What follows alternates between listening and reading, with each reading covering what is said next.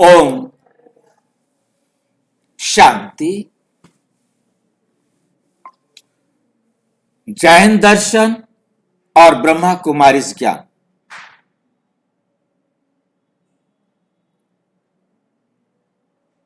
तीसरा दिन का कोर्स का तीसरा पार्ट हम कर रहे हैं। कर्मों की गति का तीसरा पार्ट। क्या कर्मों के बंधन को केवल तपस्या से मिटाया जा सकता है? जैन धर्म में तपस्या को बहुत महत्व दिया जाता है।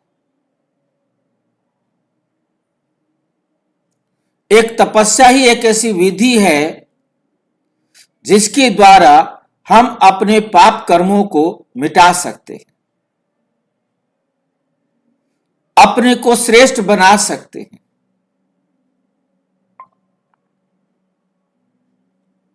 महावीर जी के अनुसार हमारे से पाप कर्म ये देह कराता है। आप क्या समझते हैं, हमारे पाप कर्मों का कारण देह है या नहीं? कौन जवाब देगा?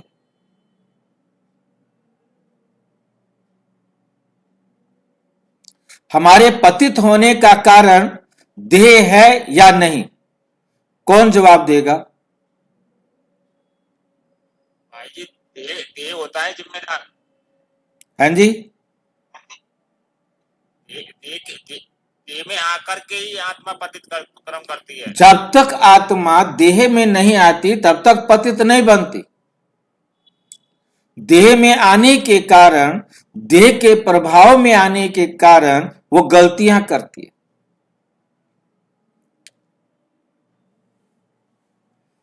इसलिए देह हमारे पाप कर्म का मूल है।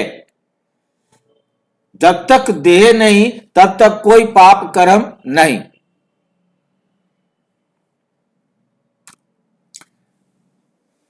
डिस्क्लेमर है, ये प्रवचन ब्रह्मा कुमारी ईश्वरीय विश्वविद्यालय द्वारा सिखाए गए आध्यात्मिक ज्ञान पर आधारित है, जो श्रीमद् भागवत गीता एवं साकार व अव्यक्त मूल्यों के अध्ययन से प्रस्तुत किया गया है।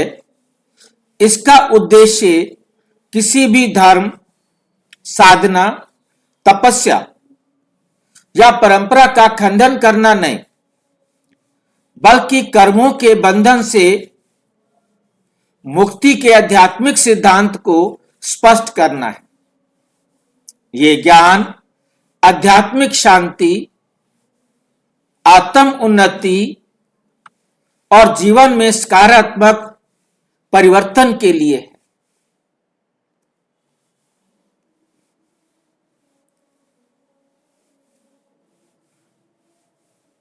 प्रश्न वही आकर खड़ा हुआ कि क्या कर्मों के बंधन को हम केवल तपस्या से मिटा सकते हैं? क्योंकि जैन धर्म के अनुसार, जैन मत के अनुसार तपस्या से ही हम अपने कर्म बंधनों को मिटा सकते हैं, कर्म बंधनों से मुक्त हो सकते हैं।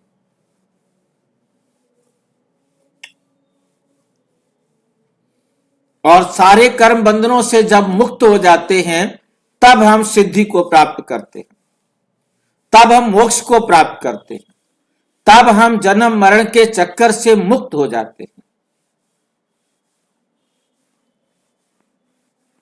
मोक्ष को प्राप्त कर लेते हैं।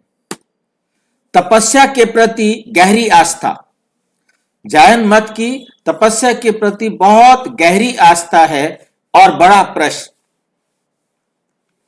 भारत भूमि को तपस्या की भूमि कहा जाता है। भारत भूमि को तपस्या की भूमि। आप देखेंगे कितने सन्यासी, कितने संत, कितने तपस्या करते हैं, यहां तक कि उनके बाल जड़ हो जाते हैं, उनके शरीर के अंदर चारों तरफ मिट्टी जम जाती है, दीमक जम जाती है, परंतु वो हिलते नहीं, इतनी तपस्या करते।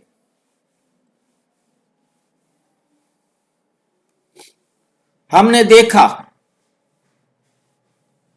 क्या करते हैं, वो उपवास करते हैं। जैन मत के अनुसार उपवास करना है।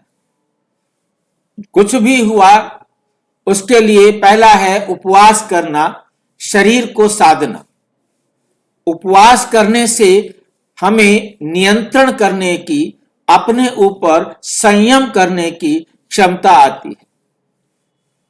जैन मत के अंदर जो सन्यासी हैं, उपवास तो बहुत महत्व देते हैं। जो आम भाई बहनें हैं वो तो उपवास रखते हैं, उनका उपवास और उनके उपवास में अंतर होता है, क्योंकि उनका तो परिवार में रहना है, तो उन्होंने उपवास रखना है कि एक दिन नहीं खाया, एक दिन एक टाइम खा लिया, जैसे सनातन धर्म के अंदर होता है। परंतु जो सन्यासी है उन्हें तो पूरा उपवास रखना है, तो उपवास ही रखना है, नहीं खाना है, पूरे 24 घंटे तक नहीं खाना है, 2 दिन तक नहीं खाना है। अपनी अपनी उनकी कैपेसिटी है कि कितनी देर तक उन्होंने खाना नहीं खाना है, केवल जलाहार करना है, जल ही पीना है, बस पानी ही लेंगे। व्रत रखना, किसी भी चीज का व्रत रख लेना कि मैंने ये काम, व्रत का मतलब सिर्फ भोजन से नहीं होता, व्रत का मतलब कोई भी नियम बना लेना, उसको जो है ना पूरा करना। व्रत रख लिया कि मैंने जो है ना इतने सोना नहीं है, इतनी देर तक सोना नहीं है। मतलब जैन के अंदर एक आता है कि सूर्य उदय से पहले उठना है और सूर्य अस्त के बाद सोना है, दिन में सोना वर्जित है। मतलब कहने का है कि दिन में सोने का मतलब बीमार है। अब कुछ ऐसा व्रत रखते हैं, कुछ नहीं रखते हैं, कुछ थक गए तो आराम कर लेते हैं, हर एक का अपना अपना है। मौन, चुप रहना, मौन व्रत रखते हैं। मतलब मौन रहना 2-2 दिन तक, 3-3 दिन तक, महीना महीना, 6-6 महीने मौन रहना है, बोलना ही नहीं, केवल कुछ भी करना है तो लिख करके देना है और लिख करके करना है। जंगलों में साधना, जंगलों में जाकर के साधना करते हैं, शरीर को कष्ट देना और साथ में ये विश्वास, जो अपने शरीर को कष्ट भी देते हैं। मतलब कोई गलती हो गई है, कोई अपराध हो गया है, तो ठंडे पानी में खड़े होना, धूप में खड़े होना, गर्मी में रहना, मतलब अलग अलग प्रकार से एक टांग पर खड़े रहना, मतलब अनेक प्रकार के जो है ना शरीर को कष्ट देना, ताकि तेरे कारण हमने पाप किया है, तो हमें रियलाइज, उनको समझते हैं ये शरीर पाप कर रहा है और शरीर को जो है ना सजा मिलनी चाहिए, वो शरीर को कष्ट देते हैं। साथ में ये विश्वास, तपस्या से सारे पाप नष्ट हो जाते हैं। साथ में ये समझते हैं कि हमने तपस्या की है, अब तपस्या से हमारे सारे पाप क्या हो जाएंगे, नष्ट हो जाएंगे। वो तप करते हैं, कष्ट देते हैं शरीर को और अपने आप को तपाते हैं कि कोई किसी प्रकार से कोई गलती ना हो जाए, और छोटे से जीव को भी हमारे से कष्ट नहीं पहुंचे, हमारे से किसी भी छोटे से प्राणी को, चाहे वो चींटी है, इसलिए वो कभी भी पैरों में जूते नहीं डालते, नंगे पैर चलते हैं और कोशिश करते हैं कि किसी के ऊपर भी हमारा पांव ना आए। इसलिए हवा में भी जो जर्म्स होते हैं और उनको भी हम उसको अपने अंदर ना लें किसी तरीके से, तो इसलिए मुंह पर पट्टी भी रखते हैं। मतलब बहुत सारी जो उनके नियम है वो उनके तपस्या है। जैसे जैन में भी आप देखते हैं, एक होते हैं श्वेतांबर और एक होते हैं दिगंबर। जो श्वेतांबर होते हैं वो तो सफेद कपड़े पहनते हैं, और तो जो दिगंबर होते हैं वो कोई कपड़े नहीं पहनते, कहते हैं जैसे हम आए थे ऐसे ही हम जाएंगे। सर्दी हो, गर्मी हो, बरसात हो, धूप हो, कुछ भी हो, वो कपड़ों का पहनना नहीं। और इतना उनका अपने ऊपर रहता है कि वो कभी भी इस प्रकार के वस्त्र धारण नहीं करते, उनको ऐसे ही रहना है। कितनी तपस्या का काम हो गया।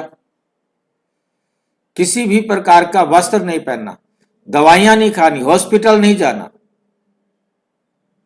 प्राकृतिक चिकित्सा अपने आप जो है खाना पीने से ही अपने बीमारियों को कंट्रोल करना है, नहीं कंट्रोल होती हैं तो शरीर जाता है तो तू जा, दवाई नहीं मिलेगी तेरे को। उन्हें शरीर से कोई मोह नहीं। उनका सबसे बड़ा तपस्या यह होती है कि जब वो सन्यासी बनते हैं तो उनके शरीर के एक एक बाल को नोचा जाता है। यदि सी कर दिया तो आप सन्यासी नहीं बन सकते, जाओ घर और तपस्या करो। लेकिन आज का प्रश्न है, क्या कर्मों के बंधन को केवल तपस्या से सचमुच मिटाया जा सकता है? क्या कर्मों के बंधन को केवल तपस्या से सचमुच मिटाया जा सकता है? प्रश्न ये खड़ा हुआ है। बाबा कहते परमपिता परमात्मा आकर समझाते 12 अक्टूबर 1966 की मूल्य है कि मनुष्य साधन तो करता है पर सिद्धांत को नहीं जानता। यहां साधन की जगह क्या होना चाहिए था? साधना। या डंडा लगाना रह गया है। मनुष्य साधना तो करता है पर सिद्धांत को नहीं जानता, नियम क्या है इसको नहीं जानता। साधना कर रहा है, मेहनत कर रहा है, पुरुषार्थ कर रहा है, परंतु सिद्धांत क्या है, नियम क्या है, इसको नहीं जानता। कर्मों का बंधन क्या है, पहले समझते हैं इसको। कर्मों का बंधन आखिर है क्या? जो सिद्धांत है वो आखिर है क्या, वो तो हम पहले जाने।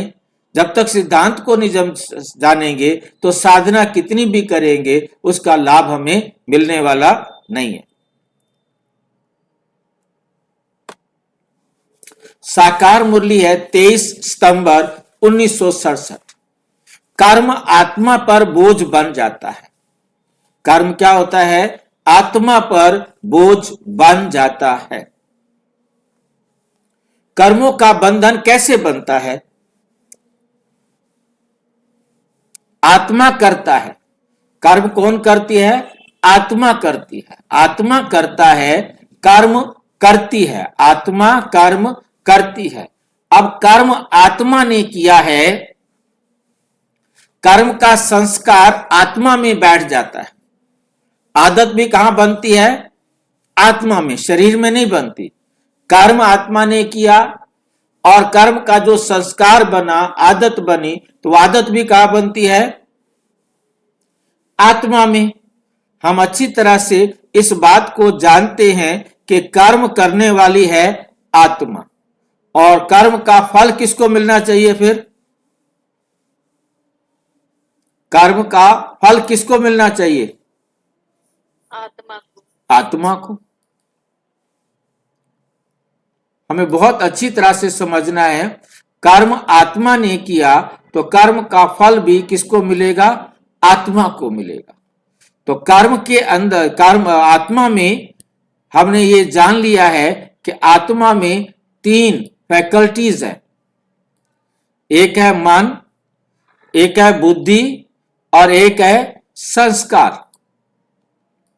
मन, बुद्धि और संस्कार। तो हमें जैसे समझना है कि यहीं पर ही कर्म बनते हैं और यही संस्कार बनते हैं। शरीर का इससे कोई मतलब नहीं है। सिर्फ इतना है कि आत्मा शरीर में आ गई है तो कर्म संस्कार जो है वो आत्मा में ही बनता है। ये 3 जो है आत्मा, तीनों से मिलकर आत्मा बनती है। यह आत्मा के 3 गुण हैं, आत्मा के 3 कार्य हैं, आत्मा की 3 शक्तियां हैं।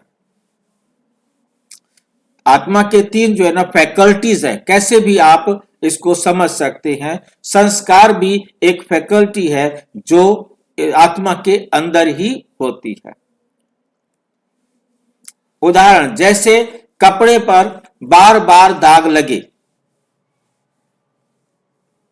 तो कपड़ा भारी और गंदा हो जाता है ना। कुछ भी लगेगा तो भारी होगा ना, एक्स्ट्रा लगा ना, चाहे वो 1 मिलीग्राम का हो चाहे 1 ग्राम का हो, तो उसका वजन तो बढ़ा ना। वैसे ही आत्मा कर्मों से भारी हो जाती है। जैसे कर्म करती है, अच्छे कर्म करे या गंदे कर्म करे, क्यों भारी हो जाती है, बोझ क्यों हो जाता है, वो बोझ क्यों हो जाता है, कौन बताएगा?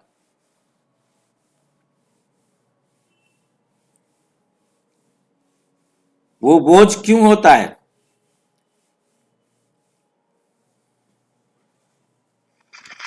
क्योंकि कार्मिक अकाउंट बन जाता है ना भाई जी कर्म से। कार्मिक अकाउंट बन गया, फिर बोझ क्यों हुआ? वो आत्मा मैली हो जाती है। आत्मा मैली हो गई।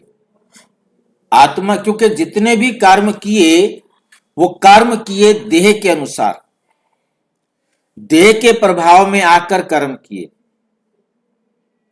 जब कर्म देह के प्रभाव में किए तो उसका हमारे आत्मा के ऊपर प्रभाव पड़ा। कर्म किया शरीर के लिए, पापी पेट के वास्ते, क्या करे? पापी पेट क्यों कहा? पापी पेट, पुण्य पेट क्यों नहीं कहा? पाप कर्म किए इसलिए पापी पेट कहा। इस पापी पेट के वास्ते काम करना पड़ता है। पेट कोई पाप करता है क्या?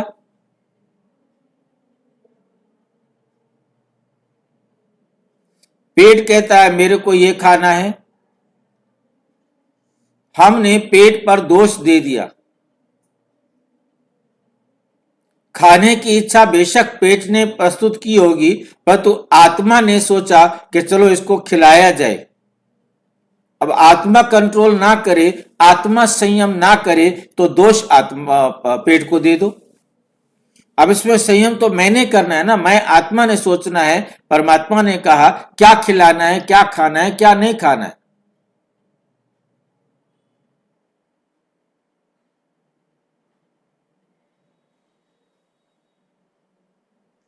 जीने के लिए खाना है थोड़ा सा। हाँ जी, जीने के लिए खाना है।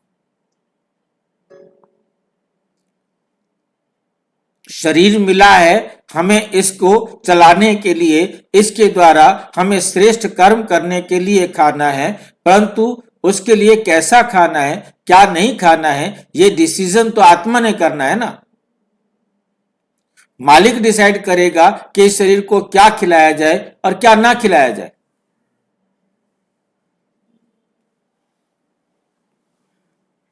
या शरीर डिसाइड करेगा क्या खाया जाए, क्या ना खाया जाए? आत्मा करेगी भाई। आत्मा करेगी। ये शरीर तो मात्र एक साधन है।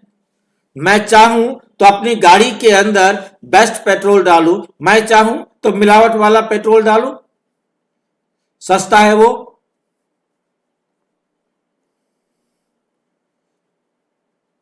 मैं चाहूं तो इसको बहुत अच्छा जो सात्विक भोजन खिलाऊं, मैं चाहूं तो इसको गंदा भोजन खिलाऊं जो इसको बीमार कर दे। वैसे ही आत्मा कर्मों से भारी हो जाती, वैसे ही आत्मा कर्मों से भारी हो जाती है। तपस्या क्या है?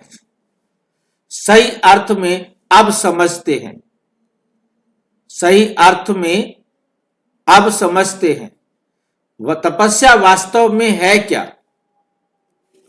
तपस्या का अर्थ है शरीर को कष्ट देना। तपस्या का अर्थ है इच्छाओं को दबाना, इंद्रियों को रोकना। और बाबा क्या कहते हैं? शरीर को कष्ट देना है, क्या इच्छाओं को दबाना है, या इंद्रियों को रोकना है? जैन धर्म के अनुसार ये शरीर हमारे दुख का कारण है, इस शरीर को ज्यादा से ज्यादा कष्ट दो। इच्छाएं हमारी दुश्मन हैं, इच्छाओं को दबाओ, इंद्रियों को रोको।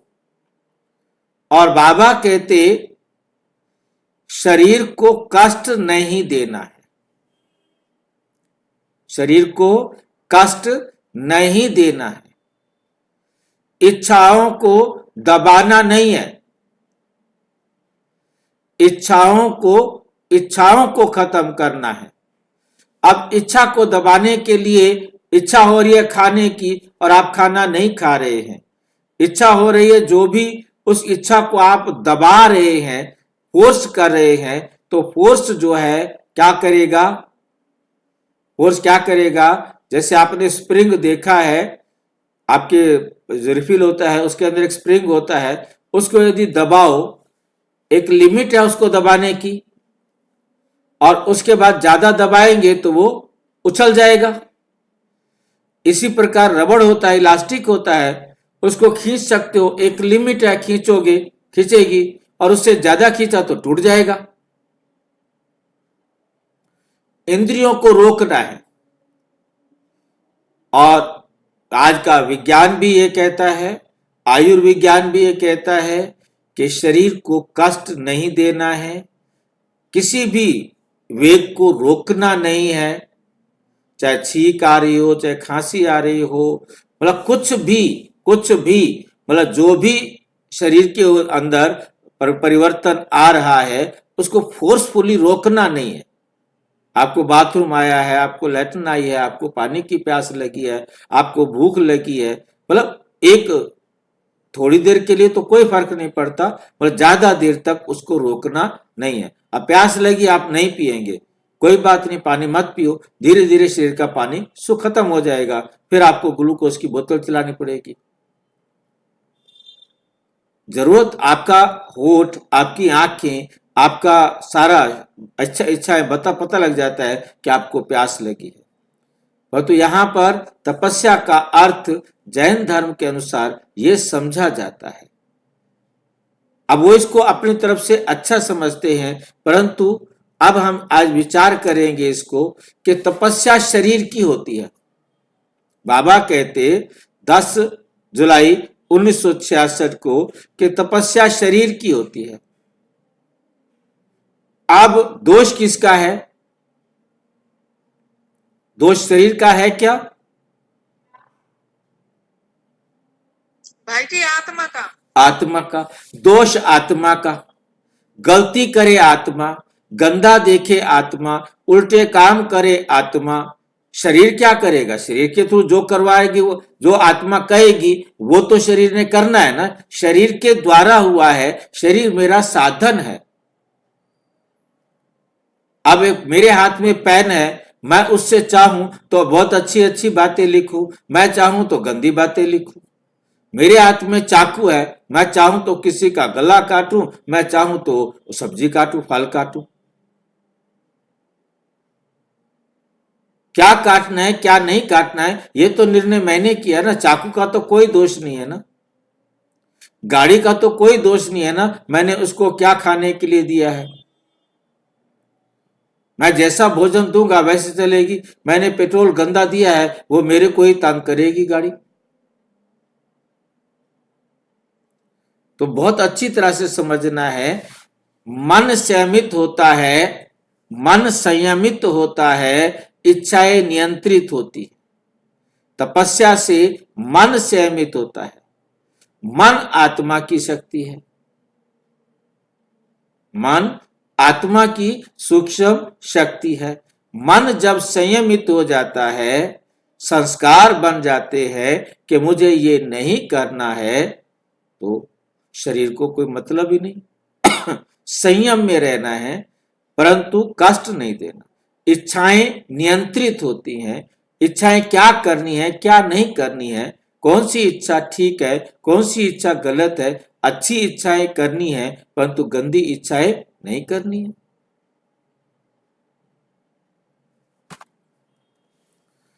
लेकिन प्रश्न बना रहता है, क्या इससे पुराने कर्म कटते हैं? अब कर्म अलग चीज है। कर्म कर लिया मैंने, कर्म करने के लिए, कर्म करने के बाद मैंने शरीर को कष्ट दिया, अब क्या वो कर्म कट गए? कर्म का नियम क्या है? मैंने जिसको जितना दुख या सुख दिया है, मैंने उससे उतना दुख व सुख लेना है। मैंने उस आत्मा को जो दुख या सुख दिया है वह दुख व सुख लेने पर ही बराबर होगा। परमात्मा ने हमें बड़ी वंडरफुल बात समझाई है। अब मुझे इस शरीर को दुख देने से क्या मिलेगा?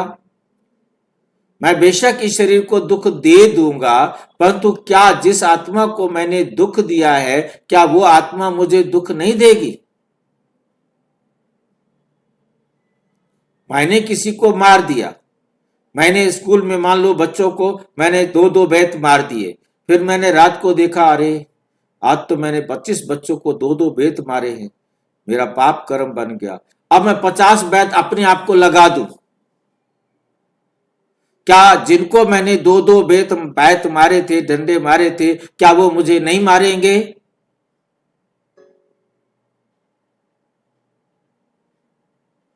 वो समझ जाएंगे कि बराबर हो गया हिसाब किताब, या भगवान के रजिस्टर में लिखा जाएगा कि इसका हिसाब बराबर हो गया?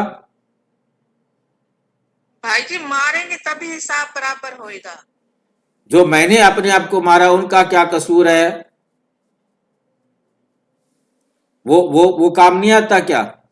मैंने उनको 2-2 डंडे मारे थे, अब मैंने 50 डंडे अपने आप को मार दिए। भाई जी अपने आप को संतुष्ट करने के लिए, हाँ जी, जिस आत्मा को अपने आप को संतुष्ट करने के लिए है। अपने आप को बाकी काम जिसके साथ बनाया है वो तो मार खा के ही पूरा करना होगा। वो तो मार खा के ही पूरा होगा। ये केवल अपने आप को सशक्त बनाने के लिए है, अपने आप को समझाने के लिए कर सकते हो आप ऐसा कि मैंने आज के बाद कभी भी बच्चों की पिटाई नहीं करनी है। अपने आप को समझाने के लिए आप यदि अपने आप को बैत लगाते हैं वो एक अलग बात है, परंतु ये कोई हल नहीं है। मैंने बहुत सारे लोग देखे, पहले दूसरों को मार देते हैं। मैंने कई माँ को देखा, बच्चे की पिटाई कर देगी फिर अपने आप को मारेगी। मैंने क्यों बच्चे की पिटाई की? मैंने अपने बच्चे की पिटाई की, कसूर उसका नहीं था। फिर अब क्या हो गया? अब क्या हो गया? अपने आप को समझाओ, वो एक अलग बात है, परंतु मारना कोई समाधान नहीं। मारने से कार्मिक अकाउंट बराबर नहीं होगा, कर्म कटेगा नहीं।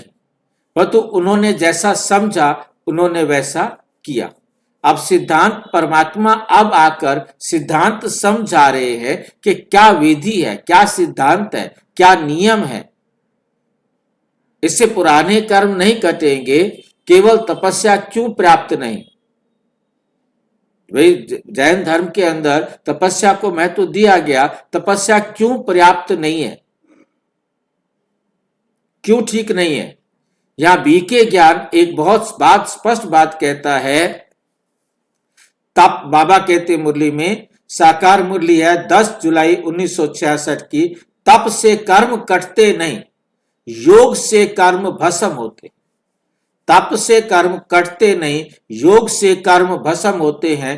अब ये बताओ, ठीक है हम आपकी बात मान लेते हैं कि हमारे तप से पाप नहीं कटेंगे, अब जरा मेरे को योग से कर्म भस्म होते हैं वो बताओ, कैसे योग से कर्म भस्म होंगे?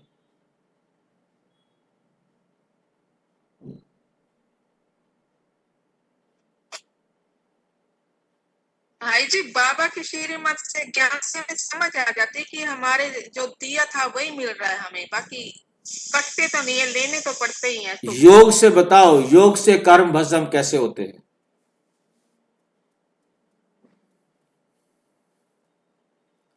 यहां हमें थोड़ा योग के बारे में थोड़ा सा परिचय देना जरूरी होगा। बिना योग का परिचय दिए हमारे कर्म भस्म होने की विधि समझ में नहीं आएगी। योग का अर्थ है परमात्मा की श्रीमत पर चलना, परमात्मा की डायरेक्शन के अनुसार कर्म करना। जब हम परमात्मा के डायरेक्शन अनुसार चलेंगे, यदि कोई हमें दुख दे रहा है तो हमें सिद्धांत समझ में आ गया, क्यों मुझे दुख दे रहा है, क्योंकि मैंने उसे दुख दिया था, इसलिए वो मुझे दुख दे रहा है, मेरा दिया हुआ मुझे दे रहा है। जब ये सिद्धांत समझ में आ जाता है, मेरा दिया हुआ मुझे मिल रहा है, तो अकाउंट बराबर हुआ, अब मुझे दुखी नहीं होना, और मैंने दुख देना भी नहीं, दुख लेना नहीं, और फिर मैंने उसे दुख देना नहीं। परमात्मा ने जो सिद्धांत दिया वो ये दिया, योग का सिद्धांत है, ना दुख दो ना दुख लो। दुख लेंगे तो दुख देना पड़ेगा। इसलिए पहली बात हमें बहुत अच्छी तरह समझ लेनी है कि हमने दुख लेना नहीं। क्यों नहीं लेना? क्योंकि मैंने दिया था, अब उसने दे दिया, हिसाब बराबर हुआ, अब मैं दुखी नहीं। अब मैंने दुख देना भी नहीं, क्योंकि दुख दूंगा तो दुख लेना पड़ूंगा। तो हमें अपने आप को सिद्धांत समझाना है, उस सिद्धांत पर अपने आप को चलाना है। यह है योग।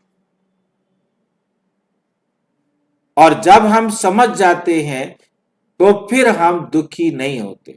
हम दुखी नहीं होते तो जब हम किसी को दुख देते हैं, कोई हमें दुख दे रहा है, हम दुखी नहीं हुए, तो जब हम उसे दुख देंगे तो वो भी दुखी नहीं होगा। दुख का कार्मिक अकाउंट बनेगा ही नहीं।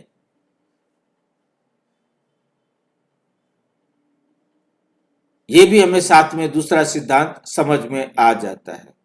और अगला सिद्धांत है हमारे पास, सुख दो और सुख लो। सबको सुख देना है। हम किसी को दुख देंगे नहीं तो कोई हमें दुख देगा क्यों? तो हमने सबको सुख देना है, सबसे सुख लेना है, दुख देना नहीं, दुख लेना नहीं, तो हमारा पाप कर्म बनेगा ही नहीं। ये सिद्धांत समझ में आ जाए। कारण क्या है? कर्म आत्मा ने किया, बंधन आत्मा पर बैठा। बंधन भी किस पर बैठा? आत्मा पर बैठा। तपस्या शरीर पर की जा रही है, अब कष्ट शरीर को दिया जा रहा है। ये कहाँ का नियम है? समस्या आत्मा की है, उपचार शरीर का किया जा रहा है।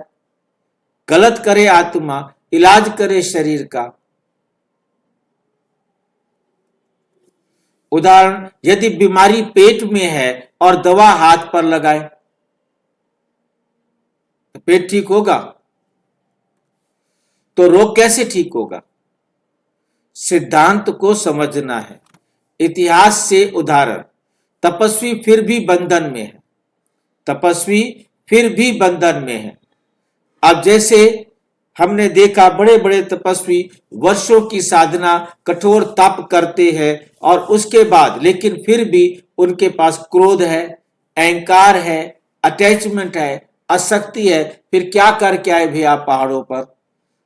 सालों आपने तपस्या की, जंगल में जाकर के अपने आप को तपाया, और उसके बाद आने के बाद आपको क्रोध भी है, अहंकार भी है, आसक्ति भी है। ठीक है, आपने ब्रह्मचर्य का पालन किया, ठीक है, परंतु आपके पास आसक्ति तो है कि ये मेरा है, अटैचमेंट तो है ना किसी भी चीज से, चाहे अपने शरीर से, चाहे वस्तु से। अहंकार भी है कि मैं इतनी तपस्या करके आया हूं, और क्रोध भी है। तपस्या से अहंकार बढ़ जाता है कि मैंने इतने समय तपस्या की।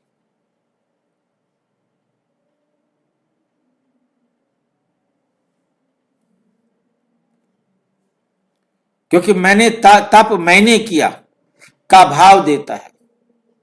जैसे हम जब भक्ति करता था तो ये होता था कि मैंने ढेर सारी मालाएं फेरनी है, मैंने आज इतनी माला का जाप किया, अब तो भगवान मेरे ऊपर खुश हो जाएगा।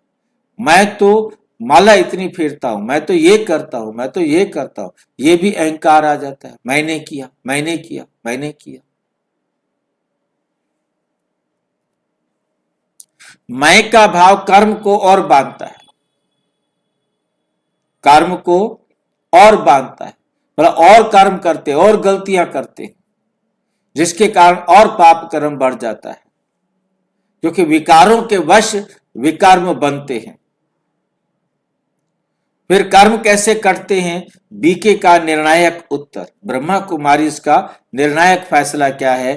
अब आता है सबसे महत्वपूर्ण उत्तर। मुरली है 10 जुलाई 1966। योग की अग्नि से पाप कर्म भस्म होते हैं। योग की अग्नि क्या होती है यह समझना बहुत जरूरी है। कौन बताएगा योग की अग्नि से पाप कर्म भस्म होते हैं? योग की अग्नि क्या है?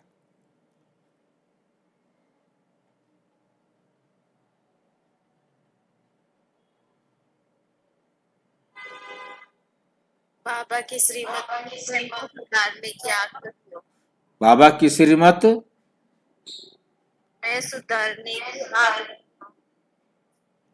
हमें बाबा की याद की आग लगी रहे। जब हमें किसी से एक्सट्रीम में प्यार होता है तो जब हमें किसी से एक्सट्रीम में प्यार होता है, उसके सिवा और कुछ नहीं दिखता तब।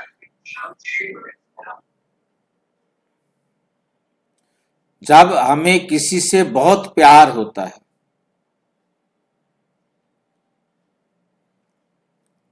जब हमें किसी से प्यार होता है तो कहा जाता है कि इसको उसकी आग लगी हुई है।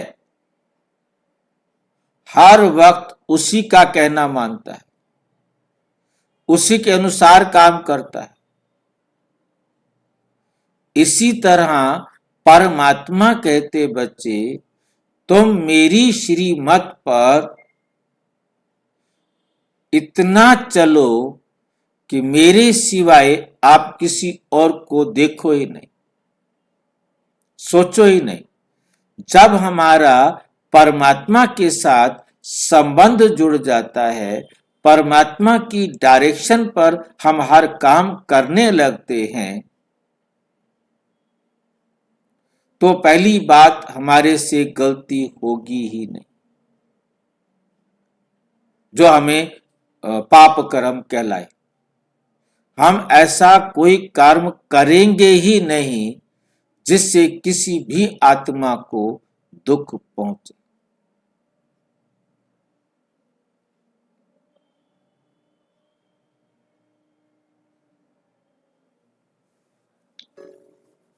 दूसरा, जब हमें कोई हमारे कर्म का फल देगा तो हम उससे दुखी नहीं होंगे, क्योंकि हमें समझ में आ गया है कि ये मेरा दिया हुआ मुझे मिल रहा है। ये योग है। किसने समझाया? परमात्मा ने समझाया। परमात्मा की डायरेक्शन हमें याद है तो हम ऐसा नहीं करेंगे।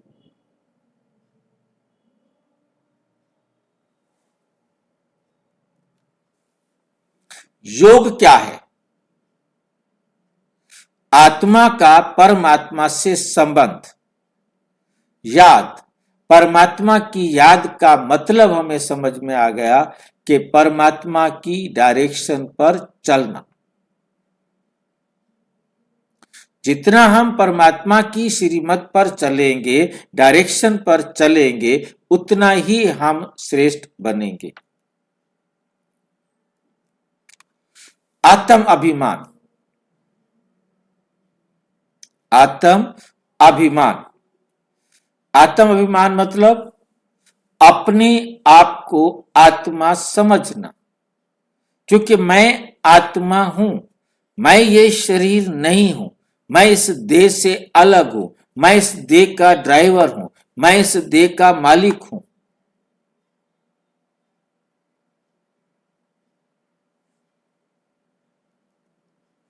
साकार मुरली 18 जनवरी 1969।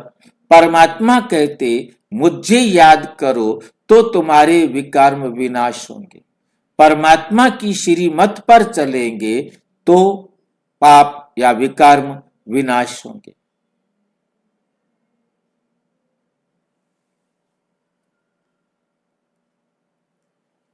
तो कैसे विकर्म होंगे? अपने को पहले आत्मा समझो, क्योंकि तुम आत्मा हो, तुम आत्मा हो, तुमने ये विकर्म किया था, अब इस विकर्म का फल मिला है तो ठीक है, खुशी से उसे स्वीकार करो, दुखी होने की जरूरत नहीं है। भी मैंने किया मैंने पा लिया, बराबर हो गया। जब ये सिद्धांत नहीं पता होता तो खुद दुखी होता है और दूसरों को भी दुख देता है। उदाहरण, जैसे आग में लकड़ी डालो, लकड़ी खुद ब खुद जल जाती है, उसे अलग अलग काटने की जरूरत नहीं है। तपस्या और राजयोग का मूल अंतर, तपस्या में और राजयोग में क्या मूल अंतर है, मुख्य अंतर क्या है, उसको हम समझने का प्रयास करेंगे। तो तपस्या है, ऊपर है तपस्या और नीचे है राजयोग। आगे सब दो दो दिए हैं, ऊपर तपस्या से जुड़े हुए हैं, उसके नीचे राजयोग से जुड़े हुए हैं। तपस्या शरीर पर आधारित है, बिना शरीर के तपस्या, शरीर के लिए तपस्या होती है ना, आत्मा तो कोई तपस्या नहीं करती है। और यहां राजयोग आत्मा पर आधारित है, वो तप करते हैं शरीर का, और यहां परमात्मा हमें आत्मा पर आधारित राजयोग सिखाते हैं, क्योंकि आत्मा को सुधारने का काम परमात्मा का है। शरीर पर जो इतना करते हैं, तपस्या करते हैं, तो शरीर कष्ट प्रधान होता है। हर तपस्या के अंदर बड़ा कष्ट है, भूखा रहना, प्यासा रहना, तपस्या करना, मतलब खड़े रहना, बैठे रहना, ठंडे पानी में, गर्म पानी में, बाल नोचना, कितना कष्ट देना है अपने आप को, कितना अपने आप को समझाना है कि मेरे बाल एक एक खींचे जाएं, मैं दुखी नहीं होगा। तो इस देह से ममत्व इकट्ठा खत्म करना, परंतु यहां आत्मा को समझाया जाता है, तुम इस देह से न्यारी आत्मा, हम देह नहीं है, हम आत्मा है। जब हम आत्मा समझेंगे तो हमारा कर्म एकदम श्रेष्ठ होगा। हर कर्म आत्मा की उन्नति के लिए होगा, मेरी भी उन्नति हो और दूसरी आत्माओं की भी उन्नति हो।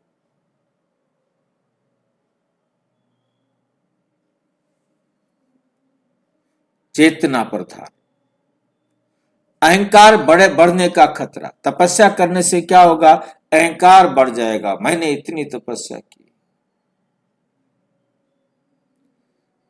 राजयोग से नम्रता बढ़ती, क्योंकि आपकी बुद्धि में आ जाएगा ये सब आत्माएं एक परमात्मा की संतान, मेरे भाई, मुझे सर्व का कल्याण करना है।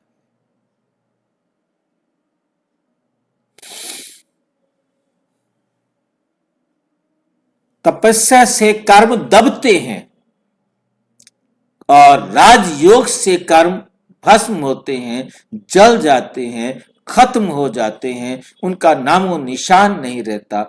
आत्मा इतना सुधर जाती है, इतना सुधर जाती है, फिर कोई गलती नहीं करती, तो कर्म भस्म हो जाते हैं।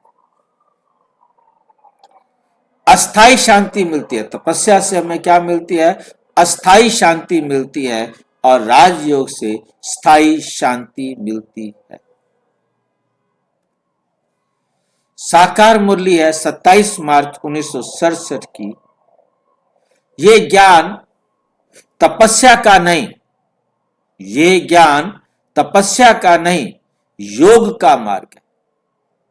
ये ज्ञान तपस्या का नहीं, परमात्मा आकर जो हमें राजयोग सिखाते हैं, कहते मैं तुम्हें तपस्या करना नहीं सिखाता हूं, मैं तो योग का मार्ग दिखाता हूं, राजयोगी बनने की विधि सिखाता हूं। क्या तपस्या बेकार है? क्वेश्चन, नहीं। उत्तर क्या है? नहीं। बीके ज्ञान तपस्या का खंडन नहीं करता। हमारे पास भी तपस्या हमें भी करनी है, परंतु संयम, तपस्या का मतलब है संयम। हमने परमात्म डायरेक्शन पर आत्मा ने सीखना है संयम करना।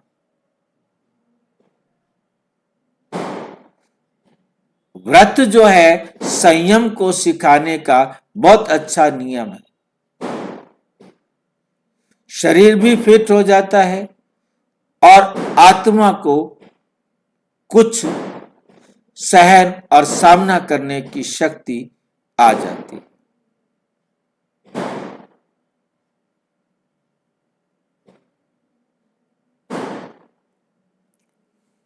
संयम सीखते हैं कि हमने कोई ऐसा काम नहीं करना जो किसी को कोई दुख पहुंचे।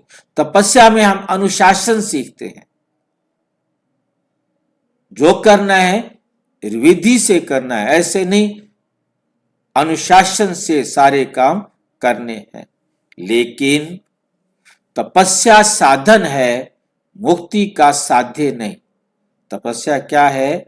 साधन है, मुक्ति का साध्य नहीं। वो उद्देश्य नहीं है, वो साधन है। अव्यक्त मुरली 15 फरवरी 1973। पहले योग फिर तप अपने आप सहज हो जाता है।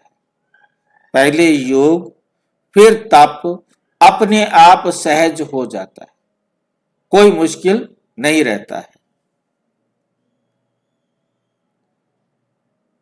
पहले योग होगा, आत्मा संयमित हो जाएगी, आत्मा मर्यादित हो जाएगी, तो फिर इस शरीर के द्वारा तप भी सहज होगा। कर्म बंधन से मुक्ति का पूर्ण मार्ग। कर्म बंधन से मुक्ति का पूरा मार्ग क्या है? बीके ज्ञान 3 चीजें सिखाता है। नंबर 1 ज्ञान, नंबर 2 योग और नंबर 3 धारणा।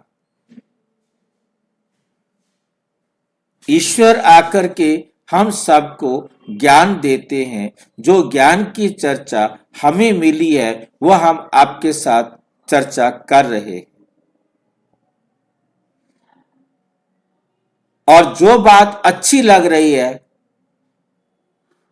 उसको हम अपने जीवन में धारण करते हैं। धारण करने के लिए पहले अपने आप को समझाना पड़ता है। अपने आप को उस बात को धारण करने के लिए जो समझाना होता है उसे योग कहते हैं। प्रिपेयर करना होता है उसी को योग कहते हैं।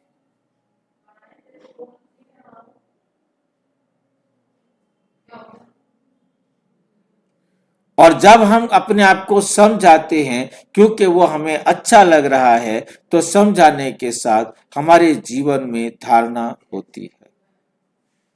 और जब हम जीवन में उसे धारण कर लेते हैं तो वो हमारा संस्कार बन जाता है।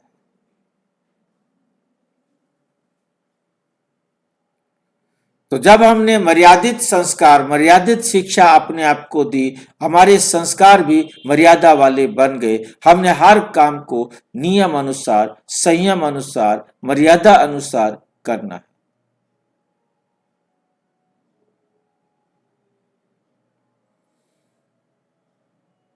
ठीक है, धारणा हो जाएगी, फिर जीवन बदल जाता है। बाबा कहते हैं ज्ञान, योग, धारणा तीनों से ही जीवन बदलता है। निष्कर्ष, आत्मा और स्पष्ट उत्तर, निष्कर्ष, अंतिम और स्पष्ट उत्तर, सारे जो हमने चर्चा की है उसका निचोड़ क्या निकला? केवल तपस्या से कर्म नहीं करते, योग के बिना तप अधूरी है। योग के बिना तपस्या क्या है? अधूरी है। पहले मन को संयमित किया जाए, मन को मर्यादित किया जाए, मन को परमात्म डायरेक्शन पर चलाया जाए, फिर हम तपस्या करते हैं तो वो संपूर्ण होती है। कर्म आत्मा से जुड़े हैं, आत्मा का इलाज है योग। जो आत्मा में बीमारी है उसका इलाज है योग। योग किसके साथ? परमात्मा के साथ।